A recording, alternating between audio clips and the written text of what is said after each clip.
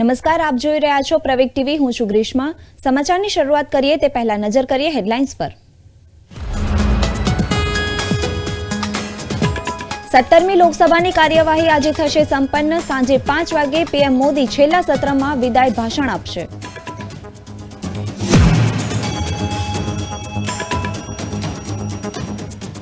આજે મુખ્યમંત્રી ભૂપેન્દ્ર પટેલ અંબાજીની મુલાકાતે. વડાપ્રધાન વર્ચ્યુઅલી પીએમ આવાસ યોજનાનું કરશે લોકાર્પણ.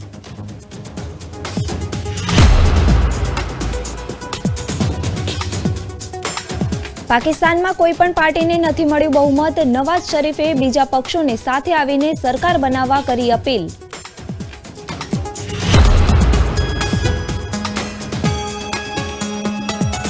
દિલ્હી એનસીઆરમાં લોકોને સવાર સાંજ ઠંડી તો બપોરે ગરમીનો અનુભવ. 13મી ફેબ્રુઆરીથી વાતાવરણમાં આવશે પલટો.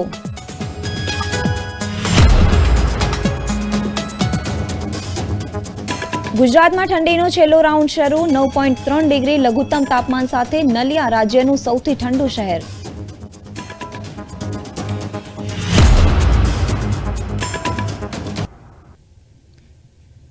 વિગતવાર સમાચાર જોઈએ ત્યારે અંકલેશ્વરમાં આવેલી જીઆઈડીસીમાં આવેલી જૈન પેકેજિંગ કંપનીમાં આવેલા લાકડાના ગોડાઉનમાં આગ ભડકી ઉઠતા ધુમાડાના ગોટે ગોટા જોવા મળ્યા હતા, જે ઘણા કિલોમીટર દૂરથી પણ જોવા મળી રહ્યા હતા.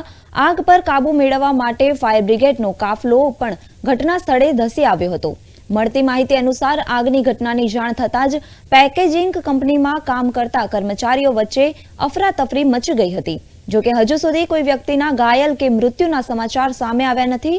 એવી પણ માહિતી છે કે આગની ઘટનાએ વિકરાળ સ્વરૂપ ધારણ કરી લીધું હતું, જેના પગલે આ પેકેજિંગ કંપનીની બાજુમાં આવેલી કંપની પણ આગની લપેટમાં આવી ગઈ હતી. 9 ફેબ્રુઆરી શુક્રવારના રોજ સંસદના બજેટ સત્રનો અંતિમ દિવસ હતો. વડાપ્રધાન નરેન્દ્ર મોદી શનિવારે દિવસે સાંજે 5 કલાકે લોકસભા સંસદ ભવનમાં ભાષણ આપશે. વડાપ્રધાનના ભાષણ સાથે લોકસભા સમાપ્ત કરવાનો પ્રસ્તાવ છે. મોદી ભાષણમાં રામ મંદિર ઉપરાંત દેશના અન્ય મહત્વપૂર્ણ મુદ્દાઓનો ઉલ્લેખ કરી શકે છે. વડાપ્રધાન નરેન્દ્ર મોદીએ શુક્રવારે સંસદની કેન્ટીનમાં સાંસદો સાથે લંચ કર્યું હતું. વડાપ્રધાને અનેક પક્ષોના સાંસદોને લંચ માટે આમંત્રણ આપ્યું હતું. એન.કે. પ્રેમચંદ્રન, બીજેટી સાંસદો સસ્મિત પાંત્રા, પેગ્નોન કોન્યાક, એલ મુરુગન, હિના ગાવિત અને જામ્યાંગ શેરીન નામગ્યાલ સંસદની કેન્ટીનમાં લંચ માટે વડાપ્રધાન સાથે જોડાયા હતા. પીએમ મોદીએ પોતાના જીવનશૈલીને લઈને વાતચીત કરી હતી, જેમાં તેમણે જણાવ્યું હતું કે તેઓ ક્યારે જાગે છે, ક્યારે ઊંઘે છે અને કહ્યું હતું કે તેઓ રાત્રે માત્ર 3.5 કલાક જ સૂઈ જાય છે અને સૂર્યાસ્ત પછી કંઈ ખાતા નથી. કેન્દ્રીય ગૃહ અને સહકારિતા મંત્રી અમિત શાહ 2 દિવસના ગુજરાત પ્રવાસે આવી રહ્યા છે. 12 અને 13 ફેબ્રુઆરીએ અમિત શાહ ગુજરાત આવશે, જેમાં તેઓ ગાંધીનગર લોકસભા વિસ્તારમાં ક્રિકેટ ટુર્નામેન્ટનું ઉદ્ઘાટન કરશે તથા તેમના મત વિસ્તારમાં સાણંદ અને એએમસીના ખાતમુહૂર્ત લોકાર્પણ કાર્યક્રમમાં હાજરી આપશે.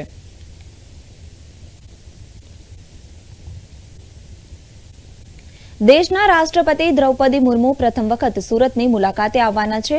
Sardar Vallabhbhai national institute of ટેકનોલોજીમાં 12મી ફેબ્રુઆરીના રોજ 20મો પદવા વિદાન સમારોહ યોજાવાનો છે.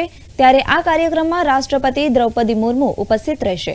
પદવીદાન સમારોહમાં એસવીએનઆઈટીના કુલ 1434 વિદ્યાર્થીઓને પદવી એનાયત કરવામાં આવશે.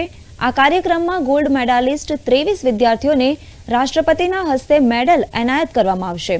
સંસ્થા દ્વારા જણાવ્યા મુજબ દ્રૌપદી મુર્મુની સાથે રાજ્યપાલ આચાર્ય દેવવ્રતને આ કાર્યક્રમ માટે આમંત્રિત કરવામાં આવ્યા છે. Is going to come as a guest of honor. In this convocation, total 1434 degrees will be distributed, out of which 805 for the BTech program, 355 for PG program, that is MTech program, 148 for integrated MSc courses and શનિવારના રોજ ગુજરાતના મુખ્યમંત્રી ભૂપેન્દ્ર પટેલ અંબાજી પહોંચવાના છે. મુખ્યમંત્રી ભૂપેન્દ્ર પટેલ 9 ફેબ્રુઆરીના રોજ બનાસકાંઠાની મુલાકાતે પહોંચવાના છે. ત્યારે અહીં સીએમ અનેક કાર્યક્રમમાં ઉપસ્થિત રહેવાના છે. અંબાજીમાં વડાપ્રધાન નરેન્દ્ર મોદીના હસ્તે વર્ચ્યુઅલ માધ્યમથી પ્રધાનમંત્રી આવાસ યોજનાનું લોકાર્પણ કરવામાં આવવાનું છે. લાભાર્થીઓ સાથે સંવાદ અને ગૃહ પ્રવેશ પૂજા પણ કરવામાં આવશે અને શ્રી શક્તિ સેવા કેન્દ્રમાં પ્રધાનમંત્રી રોજગાર કીના લાભો વિતરણ કરવામાં આવશે.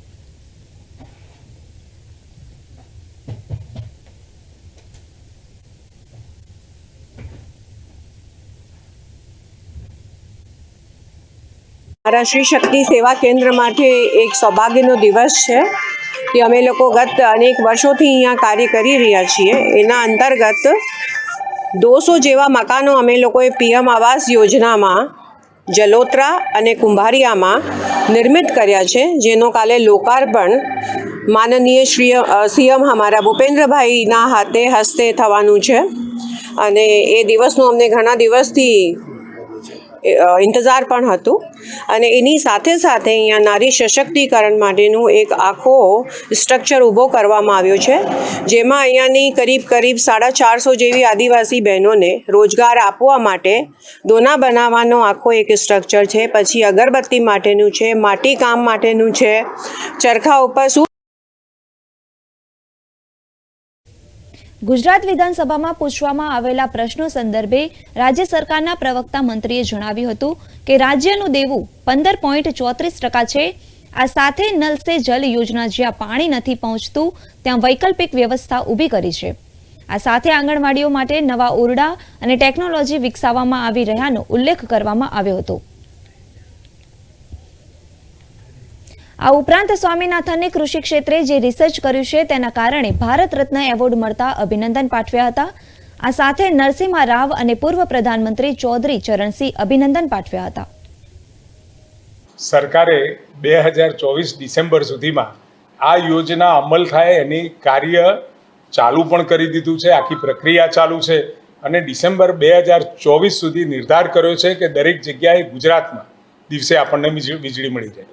મેં વિધાનસભામાં પણ એનો જવાબ આપ્યો. મજબૂત થવા માટે, અને મજબૂત એટલે કે પોતાની કેપેસિટી પ્રમાણે રીપેમેન્ટ કરી શકીએ એ પ્રકારનું દેવું આપણે કરી રહ્યા છીએ. એટલે દેવાની ચિંતા કર્યા સિવાય મજબૂત થવાની રાજ્યના ઉદ્યોગો, રાજ્યના ખેડૂતો, રાજ્યની મહિલાઓ, રાજ્યના આદિજાતિ વિસ્તારો, પીવાના પાણીની વ્યવસ્થા, ખેતરો માટે ઇરિગેશનની વ્યવસ્થાઓ, આ બધાના કારણે મજબૂત થાય તો સ્વાભાવિક રાજ્યની એકંદરે આવક જે પર કેપિટા ઇન્કમ છે એ 2,15,000 કે 16,000ની આસપાસની છે. એટલે વ્યક્તિ મજબૂત થાય તો રેવન્યુ પણ જનરેટ થાય, અને રેવન્યુ જનરેટ થાય તો એ દેવું આપણે પૂરું કરી શકીએ. ગુજરાતના પ્રવાસે આવેલા ફિજીના નાયબ વડાપ્રધાન અને નાણામંત્રી બીમન પ્રસાદ તેમજ ડેલિગેટ્સનું અમદાવાદ એરપોર્ટ ખાતે પ્રોટોકોલ મંત્રી જગદીશ વિશ્વકર્માએ ઉષ્માસભર સ્વાગત કર્યું હતું. અમદાવાદ એરપોર્ટ પર શહેરના મેયર પ્રતિભા જૈન, જિલ્લા કલેક્ટર, રાજ્યના chief protocol officer Jwalant Trivedi તેમજ જોઈન્ટ કમિશનર બ્રિજેશ ઝા સહિતના ઉચ્ચ અધિકારીઓએ ઉપસ્થિત રહી નાયબ વડાપ્રધાન અને ડેલિગેટ્સને આવકાર્યા હતા. ये मुझे बहुत ही खुशी हो रही है. मैं भारत का अभी दौरा कर रहा था, दिल्ली से होकर गोवा, गोवा से होकर अयोध्या और अयोध्या से अब अहमदाबाद गुजरात में. ये जो इवेंट गुजराती प्रवासी इवेंट है, ये हम लोगों के लिए जो पीपल ऑफ इंडियन ओरिजिन है, भारतीय मूल के लोग जो दुनिया में कोने कोने में बसे हुए हैं, उनमें हमारे जो गुजरात समाज के लोग हैं बहुत ही प्रोमिनेंट हैं. उनकी कंट्रीब्यूशन, योगदान जहाँ पर भी दुनिया में वो हैं बहुत ही विशेष है.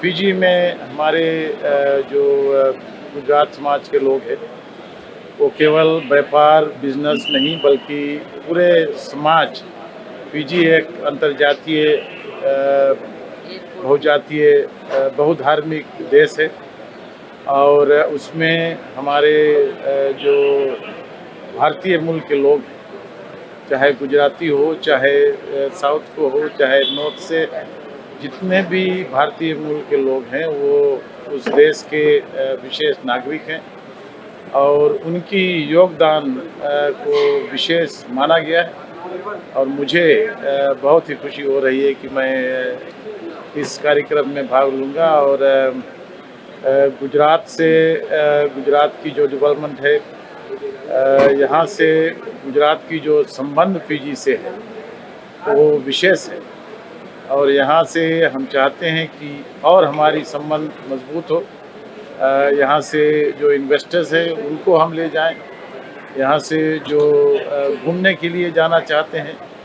फिजी अत्यंत सुंदर देश है जहाँ पर बहुत सारे टूरिस्ट घूमने के लिए जाते हैं। तो इन सभी विषयों पर मैं अलग अलग जो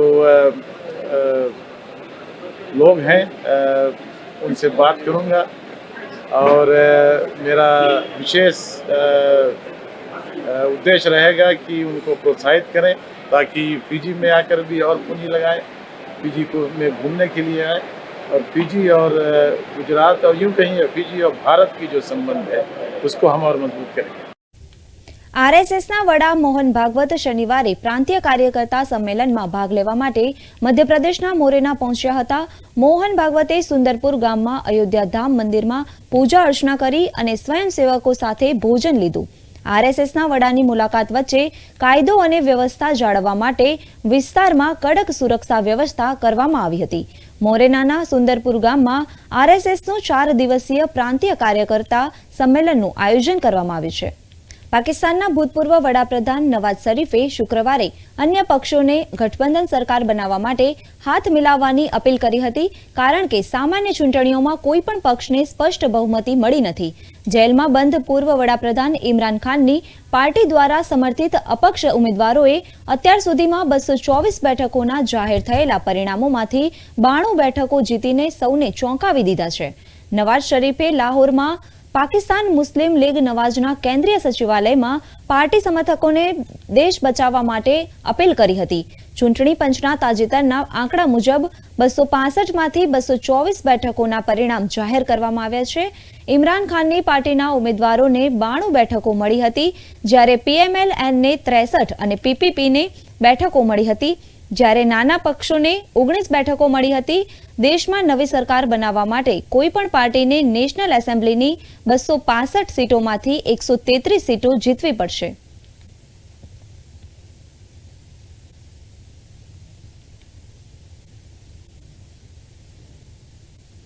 નેશનલ ઇન્વેસ્ટિગેશન એજન્સીએ શનિવારે જમ્મુ કાશ્મીરમાં આતંકવાદી ભંડોળ અને યુવાનોના કટ્ટરપંથીકરણમાં કથિત રૂપે સામેલ તત્વો સામેની કાર્યવાહીના ભાગરૂપે દરોડા પાડ્યા હતા.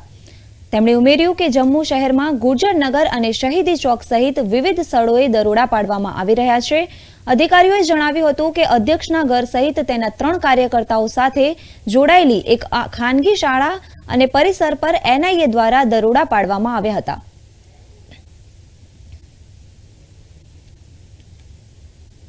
દેશમાં હવે શિયાળો વિદાય લેવાની રાહ પર છે. જો કે હાલ લોકોને સવાર અને સાંજ ઠંડી અનુભવાઈ રહી છે જ્યારે બપોરના સમયે ગરમીનો અનુભવ થઈ રહ્યો છે.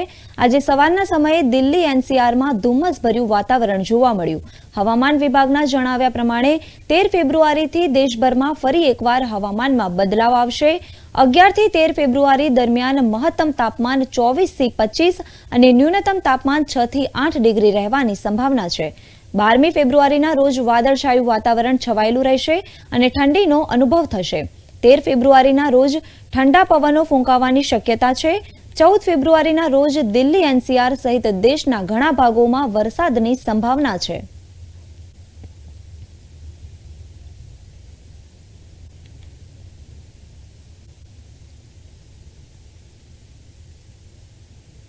ગુજરાતમાં ઠંડીનો છેલ્લો રાઉન્ડ શરૂ થઈ ગયો છે. ગુરુવારે ગુજરાતમાં 3 થી 6 ડિગ્રી જેટલો ઠંડીનો પારો ગગડ્યો હતો.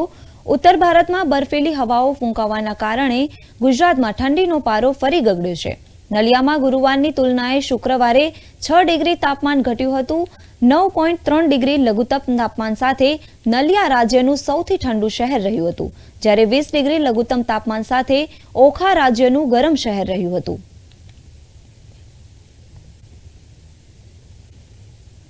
લખનૌનું મહિલાઓનું એક જૂથ શુક્રવારે અયોધ્યા પહોંચ્યું હતું. આ જૂથ રામલલાને અર્પણ કરવા માટે 3 લાખ મોતીઓથી બનેલું 1450 મીટર લાંબો હાર લઈને પહોંચ્યું હતું. આ હારની વિશેષતા એ છે કે તેના દરેક મોતી પર રામ લખેલું છે. આ નેકલેસ બનાવવામાં ઉપયોગમાં લેવાયેલા મોતી ભારત અને વિદેશથી લાવવામાં આવ્યા હતા અને તેને બનાવવામાં લગભગ 8 મહિનાનો સમય લાગ્યો હતો. અયોધ્યાના રામ મંદિરમાં માળા અર્પણ કર્યા બાદ મહિલાઓએ આનંદ વ્યક્ત કર્યો હતો અને કહ્યું હતું કે તેમની મહેનત આખરે સફળ થઈ. प्रभु श्री रामचंद्र जी के लिए माला बनाई गई है और ये भक्तों के भाव की माला है. ये जो लोग कुछ नहीं दे सकते हैं प्रभु को, उनके लिए बेसिकली ये माला बनाई गई है. एक एक मोती पे राम लिखवा के मैंने देश विदेशों से ये मोती लिए हैं, लोगों से ये बेसिकली मैंने लिए हैं मोती, और ये अब सारे मोती एक माला में पिरो के अब ये प्रभु श्री रामचंद्र जी को अर्पित की जाएगी. इस माला की खासियत ये है कि इसको सबने मिलकर बहुत भाव से बनाया है. पहले ये काम बहुत असंभव लग रहा था, लेकिन भगवान श्री राम और हनुमान जी की मदद से ये माला तैयार हुई है. सबने इसमें श्रद्धा भाव से एक एक मोती पे राम लिखा है. किसी ने एक बार लिखा, किसी ने 2-2, 3-3 बार इस मोती पे राम नाम लिखा है, और उसके बाद सबने मिलजुल करके इसको बड़े श्रद्धा भाव से बनाया है. बहुत अच्छा लग रहा है. आज तो बहुत ही अच्छा लग रहा है कि हम इतनी दूर से मतलब इस माला को लेके आए, जो 8 महीने 9 महीने से सब लगे हुए थे, और आज आके ये सारा हमारा काम पूरा हुआ है. શ્રી ગૌધામ મહાતીર્થ પથમેળા સંચાલિત વેદલક્ષણા ગૌ પ્રસાદ વાહિનીના શુભારંભ સમારોહનું આયોજન કરવામાં આવ્યું હતું. અમદાવાદના જરૂરિયાત વિદ્યાર્થીઓ અને લોકોને ₹5 દીઠ કઢી અને ખીચડી આપવાનો નવતર પ્રયાસ હાથ ધરવામાં આવ્યો છે. કેશર માનવતા રાજુભાઈ જોશી દ્વારા કુલ 10 વેદલક્ષણા રથનું દાન કરવામાં આવ્યું છે. માનવ સેવા એ જ પ્રભુ સેવાને સાર્થક કરવા પથમેળા ગૌશાળા દ્વારા નવતર પ્રયાસ હાથ ધરવામાં આવ્યો છે. શ્રી સુરભી શક્તિપીઠ જગ્યા પર વિશ્વનું પ્રથમ ગૌ મંદિર નિર્માણ કરવામાં આવશે. આ મંદિરની વિશેષતા એ છે કે ગર્ભગૃહમાં ભગવાનની મૂર્તિને બદલે સાક્ષાત ગાયની પૂજા અર્ચના કરવામાં આવશે. સાથે સાથે અમદાવાદના જરૂરિયાતમંદ વિદ્યાર્થીઓ અને લોકોને ₹5 દીઠે કઢી અને ખીચડી આપવાનો નવતર પ્રયોગ હાથ ધરવામાં આવ્યો છે. આ રથમાં ભોજનની સાથે સાથે વલોણાનું ઘી, દૂધ, છાશ, પાવડર, આયુર્વેદિક દવાઓ, મીઠાઈઓ જેવી પ્રોડક્ટ્સ પણ ઉપલબ્ધ હશે.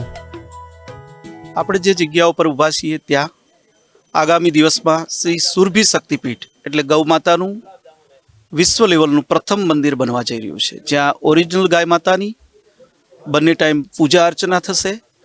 અમારે ગોધામ માતીર્થ પથમેળાના સંસ્થાપક શ્રી પરમ શ્રદ્ધેય ગુરુશ્રી દત્તસણાનંદજી મહારાજની પ્રેરણાથી અહીંયા મંદિર બનવા જઈ રહ્યું છે. મંદિરની સાથે સાથે સેવાના ભાવ સાથે અમદાવાદમાં જરૂરિયાતમંદ વિદ્યાર્થીઓ અને જરૂરિયાતમંદ લોકોને સાત્વિક ભોજન મળે, કઢી ખીચડીનો પ્રસાદ મળે, એવા ઉમદા હેતુ માટે અમારા પરમ મિત્ર કેશર માનવતા રાજુભાઈ જોશી દ્વારા 2 દિવસ બાદ એમની સુપુત્રી રાજવીબેનના લગ્ન પ્રસંગે એક રથ તેઓ શ્રીએ સંસ્થાને દાનમાં આપ્યો છે. કેશર માનવતા રાજુભાઈ જોશીએ તેમની દીકરીના લગ્નમાં અનોખી પહેલ હાથ ધરી છે. કન્યાદાનના ભાગરૂપે 10 વેદલક્ષણા માનવ સેવા સમર્પિત રથનું દાન કરવામાં આવ્યું છે. લોકોમાં ગૌ સેવા પ્રત્યે જાગૃતતા લાવવા માટે નવતર પ્રયોગ હાથ ધર્યો છે. મારા લગ્ન પ્રસંગ નિમિત્તે અમે લોકોએ અહીંયા આગળ એક કેસર અન્નપૂર્ણાનો રથ ડોનેટ કર્યો છે, જેમાં અમે બહુ જ નોમિનલ રેટ્સ પર ખીચડી અને કઢી આપીએ છીએ, તાકી કોઈનું બી માન સચવાઈ રહે.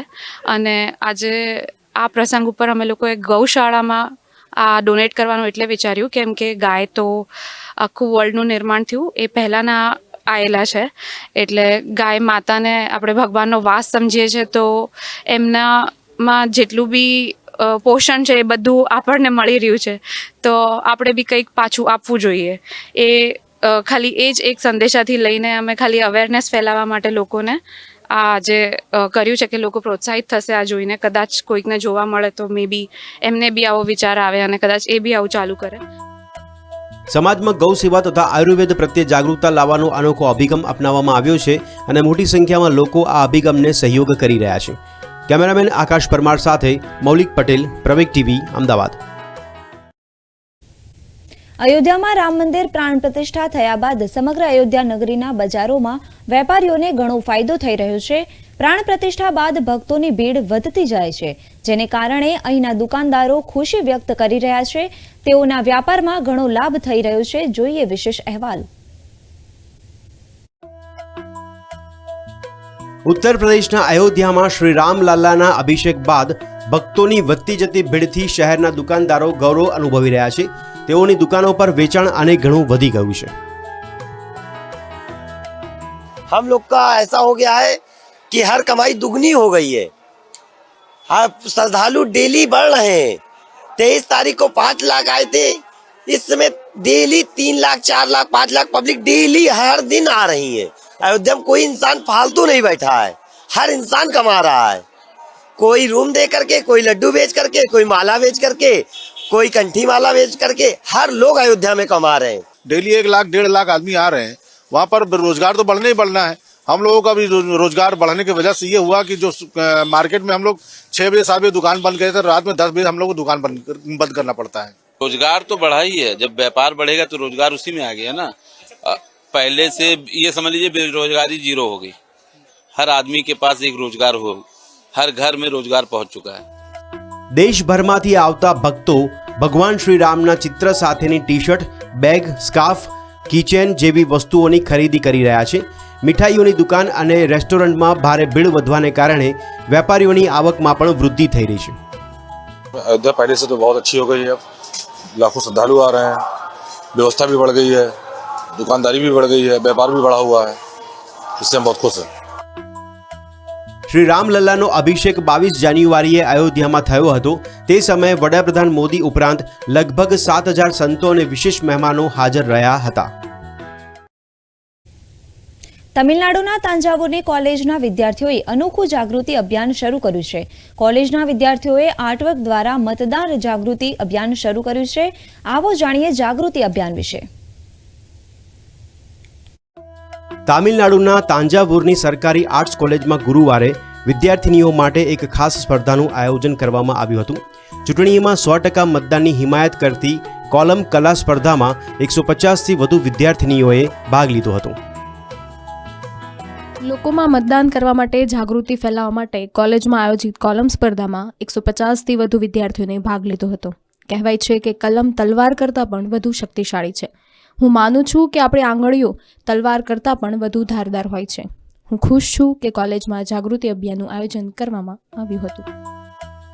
સહભાગીઓએ ફ્લોર પર રંગીન કણક વડે રંગબેરંગી સ્તંભો અથવા ડિઝાઇનો બનાવી હતી.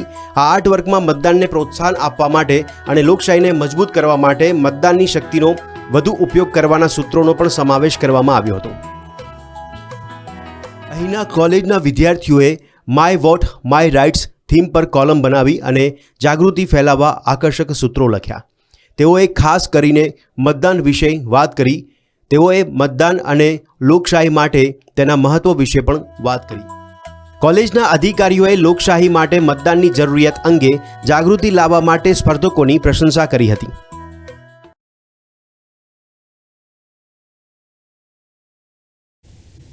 સમાચારના અંતમાં જોઈએ એક વિશેષ અહેવાલ. રાજસ્થાનના જેસલમેરમાં ભારતીય સેના અને રોયલ સાઉદી લેન્ડ ફોર્સની સંયુક્ત સૈન્ય કવાયત યોજાઈ હતી, જેનું સમાપન સમારોહનું આયોજન થયું હતું.